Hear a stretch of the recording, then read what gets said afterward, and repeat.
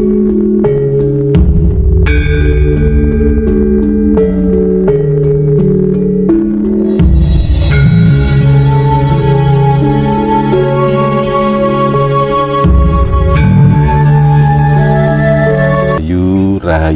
Sagung Dumadi, sobat subscriber dimanapun Anda berada, semoga penjenengan semuanya senantiasa dilimpahkan rahmat serta hidayah dari Allah Subhanahu wa Ta'ala, dijauhkan dari mara bahaya, dilancarkan segala usaha serta rezekinya, amin. Pada saat ini kita masuk di dalam sancaya, yang artinya kita dalam keadaan ketentraman, kedamaian, dan dalam lindungan alam atau lindungan Allah Subhanahu wa Ta'ala, sehingga alam pun bisa dikendalikan. Namun bukan berarti kita sebagai umat manusia yang mempunyai banyak kekurangan lantas jumawa atau menyombongkan diri, karena sewaktu-waktu banjir itu atau bencana itu pun terjadi, adalah yang dilambangkan dengan gandeng melihat angkasa pengantin. Artinya siapa yang digandeng tidak lain adalah kita sebagai umat Allah, makhluk Tuhan yang Maha Esa. Dan yang melihat siapa? Allah melihat, melindungi umatnya. Angkasa adalah suwung, yang artinya Allah Subhanahu wa Ta'ala. Pengantin adalah lambang kebahagiaan. Namun berdasarkan siklus alam dan ramalan para pujangga terdahulu menceritakan bahwasanya pada tahun ini akan terjadi prahara yang besar, namun jangan terlalu khawatir. Tapi sekali lagi, bukan berarti kita lantas nggak terjadi apa-apa, jangan begitu. Itu namanya jumawa, sembrono. Manusia yang banyak mempunyai kekurangan, kita berserah diri kepada Allah Subhanahu wa Ta'ala. Semoga apa yang diramalkan para pujangga terdahulu benar, bahwasanya banjir itu, prahara itu, bencana itu tidak sedahsyat tahun-tahun yang lalu, melainkan hanya perputaran siklus roda peralihan tahun saja. Kalau seperti pagebluk yang kemarin itu kira-kira masih ada nggak Romo untuk tahun-tahun selanjutnya? Bukankah pada pertemuan kita yang terdahulu masuknya, meledaknya pagebluk dan usainya itu ada di bulan 7 2021, jika kita masih ingat putaran terdahulu, kan? Dan ternyata pada bulan 7 benar-benar luar biasa. Pagi sakit, malam meninggal, malam sakit, pagi meninggal, begitu seterusnya, dan akhirnya juga berhenti pada bulan 7 itu juga. Nah, sekarang kita tinggal menikmati bahwasanya insya Allah tidak ada lagi pagebluk yang namanya pagebluk yang mengerikan tersebut. Namun mengenai tentang virus itu tetap ada, karena virus itu adalah bikinan manusia, ulah manusia pula. Jadi ulah manusia yang menyebabkan pagebluk seperti itu. Ulah manusia yang akhirnya menjadi bencana global. Bukankah kita masih ingat tentang usaha manusia yang ingin mengambil hasil bumi, menambang hasil bumi? Misalkan mengambil minyak Lapindo misalnya, pengeboran ini dilakukan manusia atau Allah? Manusia. Ulah manusia kan, akhirnya menjadi bencana. Nah ini mengapa demikian? Itu adalah hukum alam. Ketika alam diperkosa, maka kita sebagai pemerkosanya yang bertanggung jawab. Begitu pula dengan adanya virus pandemi yang diciptakan oleh manusia, kita juga sebagai manusia yang terkena imbasnya. Berarti intinya itu semua karena ulah manusia sendiri nih Romo. Betul sekali. Ini yang kedua Romo, ini membahas kan banyak orang ini bahas masalah pemimpin kita untuk selanjutnya Romo.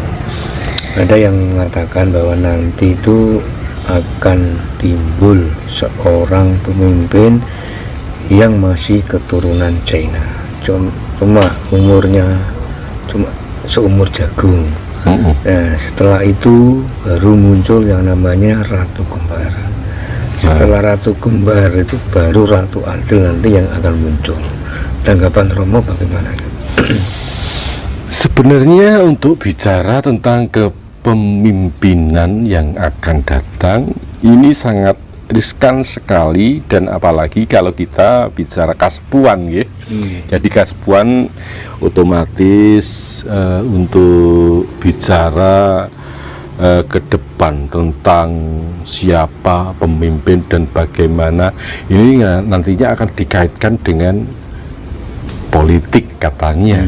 Namun apa salahnya jika kita sebagai manusia juga mengetahui tentang perkembangan roda kehidupan agar kita bisa memilih dan tidak terkejut apabila ada sesuatu yang memang terjadi seperti yang jenengan sampaikan, akan adanya pemimpin Cina namun dalam kepemimpinannya hanya seumur jagung seperti itu. Namun menurut kacamata batin saya meramalkan, tapi sekali lagi ini hanya ramalan, bahwa sesungguhnya benar dan tidaknya itu adalah kehendak Allah Subhanahu wa Ta'ala. Insya Allah untuk kepemimpinan yang akan datang ini masih lahir tah suku Jawa. Ngaten, masih trah suku Jawa yang artinya keturunan Jawa. Namun dalam pemilihan nanti memang akan lebih ramai ketimbang pemilihan pada 10 tahun yang lalu. Akan lebih ramai pada pemilihan di 10 tahun yang lalu. Maka dari itu saya berharap saudara-saudara saya jangan sampai terbawa arus, ikuti nurani. Jika memang itu pantas sebagai panjenengan rasakan pantas untuk dijadikan pemimpin, ya silahkan panjenengan pilih dengan nurani. Jangan sampai panjenengan menjadi orang-orang bayaran, dan ingat, jangan sampai jenengan terperangkap oleh jaring-jaring orang-orang yang mempunyai ambisi dan kepentingan sesaat yang akhirnya memecah belah persaudaraan kita. Karena apa? Pemilihan itu hanya sementara, namun persaudaraan kita selamanya. Saya katakan sementara. Oke lah, pemilihan yang jadi itu 10 tahun atau 5 tahun, tapi persaudaraan kita seumur hidup. Jangan sampai nanti panjenengan terpecah belah hanya karena beda pilihan. Monggo silahkan berbeda pilihan, karena perbedaan itu sesungguhnya adalah indah. Tanpa perbedaan kehidupan tidak akan ramai. Tanpa perbedaan kita tidak akan mendengar bagaimana warna dunia. Namun dengan perbedaan itu kita bisa terpecah oleh keadaan. Maka sekali lagi saya sampaikan, dari penglihatan mata batin saya masih optimis bahwasanya besok pemimpin itu keturunan Jawa.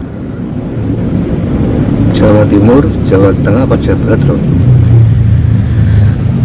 Yang jelas keturunannya masih ada di Jawa Timur.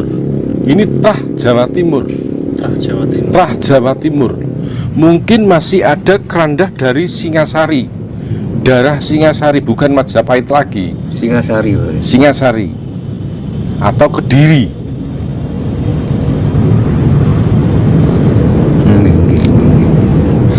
Jawa Timur. Mungkin kan nggak, Romo, seperti Indonesia, kalau kita melihat situasi dan kondisi ekonomi yang seperti ini, Indonesia kembali ke tatanan zaman kerajaan kayak dulu lagi?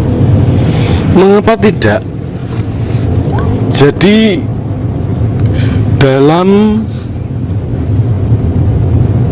episode yang lalu tentang Sabdo Palon Nage Janji sudah saya sampaikan bahwasanya ini akan kembalinya zaman Budi. Budi bukan Buddha loh, nggih.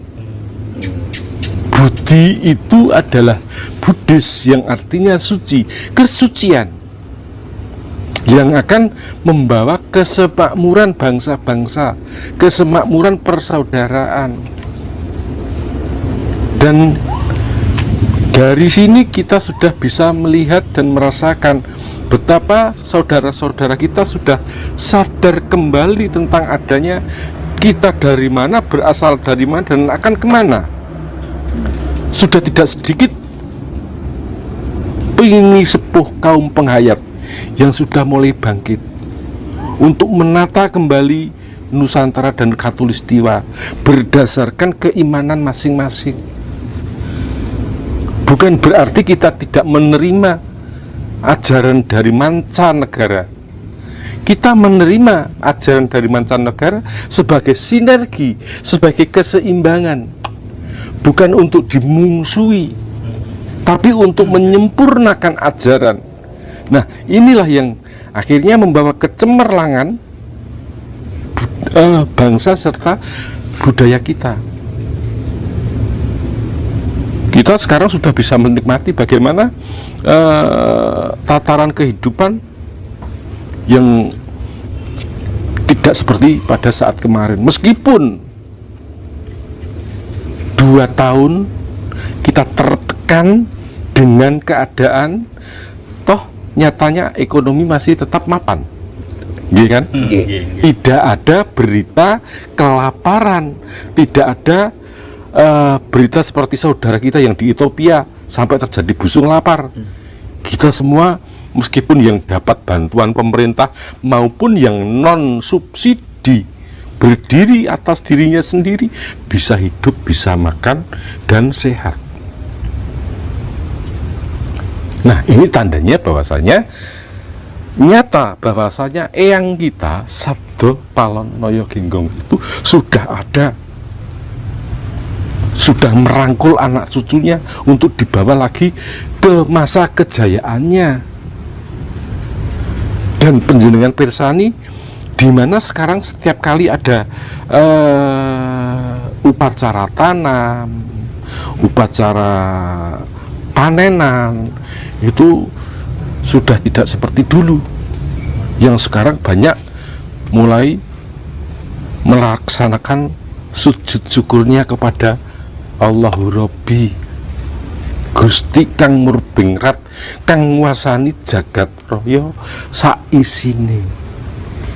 Lah niku Mas, ingkang yang saya sampaikan tentang bisa enggak? Maka jawaban saya bisa. Betul. Karena sudah terbukti 2 tahun lah awake dhewe iki ditindes dengan alam, atau bukan, maaf saya counter nggih, bukan ditindas dengan alam, ditindas dengan keadaan nggih. Ditindas dengan keadaan. Ya memang ada campur tangan pemerintah yang membantu, tapi tidak sedikit yang tidak terbantu. Tapi mereka juga hidup, tidak kekurangan.